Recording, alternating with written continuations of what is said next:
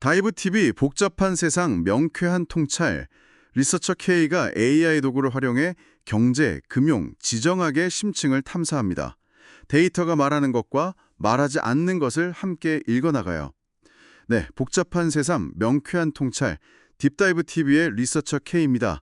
오늘도 저희는 데이터 깊숙이 들어가서 여러분께 필요한 인사이트 전달해 드리겠습니다. 오늘은 2025년에 도입될 예정이라는 인공지능 디지털 교과서 AIDT에 대해서 좀 자세히 들여다볼까 하는데요. 여러분이 보내주신 자료들 바탕으로 한번 이야기 나눠보죠. 이게 뭐랄까, 교육의 미래다 이런 기대도 큰데 또 우려도 만만치더라고요. 네, 맞습니다. 그래서 오늘 그 핵심을 좀 파헤쳐 보겠습니다. 우선 2025년부터 초등학교 3, 4학년, 중1, 고1 대상으로 수학, 영어, 정보 교과부터 시작한다고 하죠. 네, 원래 계획은 그랬는데 약간 조정은 있을 수 있다고 하고요.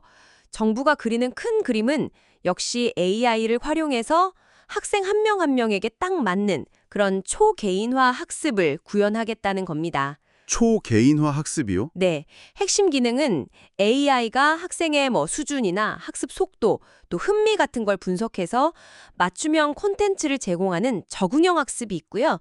또 궁금한 걸 바로 물어볼 수 있는 AI 튜터 기능도 포함됩니다. 아, AI 튜터.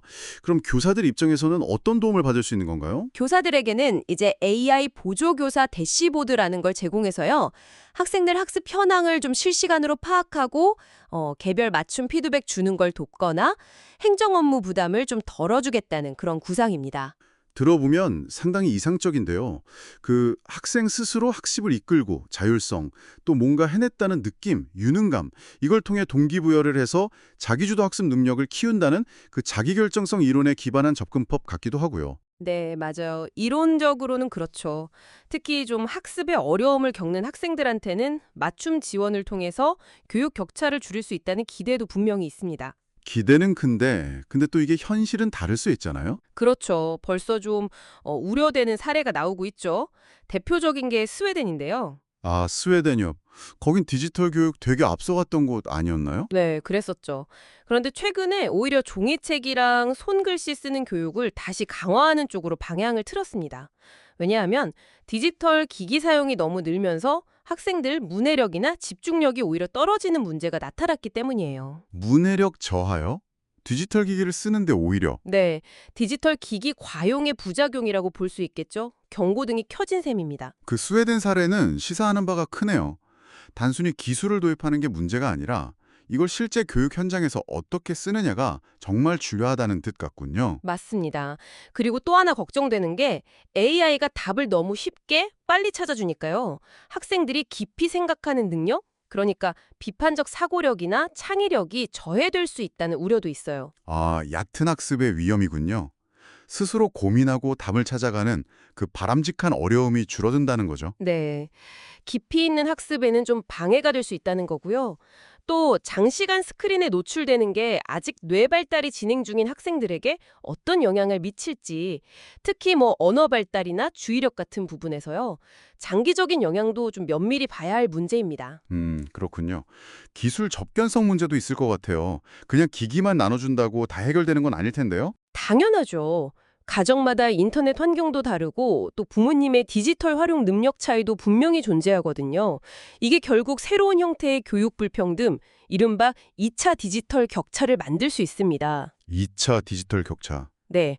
근데 더 우려되는 지점은 사실 알고리즘 편향 가능성입니다. 알고리즘 편향이요? 그건 어떤 문제인가요? AI가 특정 집단의 학생들에 대한 편향된 데이터를 학습하게 되면 그 학생들에 대해 부정확한 진단을 내릴 수 있어요. 예를 들어서 잠재력이 있는데도 제한된 학습 경로만 추천한다거나 하는 식으로요. 이게 결국 학생의 잠재력 발현 기회를 막는 예측적 프로파일링으로 이어질 수 있다는 겁니다. 예측적 프로파일링이라니? 이거 상당히 심각하게 들리는데요?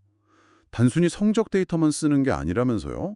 학습 태도나 흥미, 심지어 학업 정서까지 수집한다던데 프라이버시 문제는 괜찮을까요?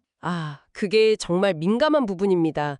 성적뿐만 아니라 학습 과정에서의 행동, 흥미, 선호도, 심지어 감정 상태까지 데이터로 수집된다면 이건 뭐 거의 전방위적인 감시가 될 수 있다는 우려가 당연히 나오죠. 그렇죠. 게다가 과거에 교육부에서 개인정보 유출 사례도 있었고요. 데이터 관리 체계에 대한 신뢰가 사실 높다고 보긴 좀 어렵습니다. 특히 이 데이터 분석을 민간 기업에 위탁하게 될 경우에 유출이나 오용 위험은 더 커질 수밖에 없고요. 민간 위탁이요? 아, 네, 유럽연합 EU의 AI법 같은 기준에서 보면 학생의 정서 분석 같은 건 고위험 AI로 분류될 가능성이 높은데 우리는 아직 이런 기술 활용에 대한 사회적 논의나 어떤 윤리적 검토가 좀 부족한 상황인 것 같습니다. 들어보니 기술 자체보다는 이걸 둘러싼 시스템, 그리고 사람의 문제가 더 커 보이네요. 그럼 이 AIDT가 성공적으로 좀 자리를 잡으려면 결국 어디에 초점을 맞춰야 할까요? 역시 핵심은 사람, 특히 교사들에게 있다고 봅니다.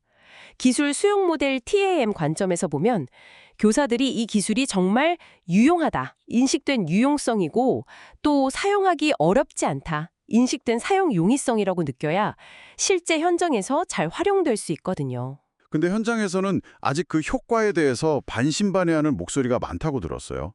그럼 그냥 기기 사용법 알려주는 연수만으로는 부족하겠네요. 그럼요. 단순 기능 교육을 넘어서 교사들이 이 AI 기술을 활용해서 수업을 어떻게 새롭게 설계하고 교육 과정을 혁신할 수 있는지 그런 교육학적 역량을 키우는 데 집중해야 합니다.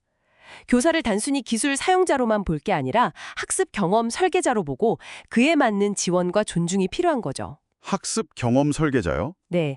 그리고 기술 도입만 앞세울 게 아니라 학교 문화나 제도, 또 교사와 학생의 역할 변화 같은 사회적인 시스템이 기술과 함께 발맞춰 나가는 공동 최적화가 이루어져야 합니다. 사회기술 시스템 STS 이론에서도 강조하는 부분이고요. 기술만 너무 앞서가면 여러 문제가 생길 수밖에 없습니다. 네, 정리를 좀 해보면요.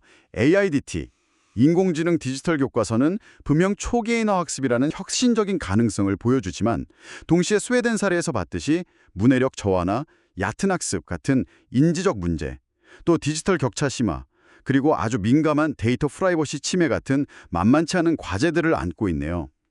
기술의 가능성과 잠재적 위험 사이에서 그 균형점을 잘 찾는 게 정말 중요하겠습니다. 네, 특히 학생의 거의 모든 학습 과정이 데이터화되고 이게 어쩌면 평생 그 학생을 따라다닐 수 있는 예측적 교육 프로파일로 만들어질 수 있다는 점은 우리가 정말 깊이 고민해봐야 할 문제입니다. 어린 시절 AI가 내린 어떤 판단이나 예측이 미래의 기회를 제약할 수도 있다는 가능성 앞에서 우리는 과연 어떤 사회적 합의를 이루어야 할까요? 참 어려운 질문이네요.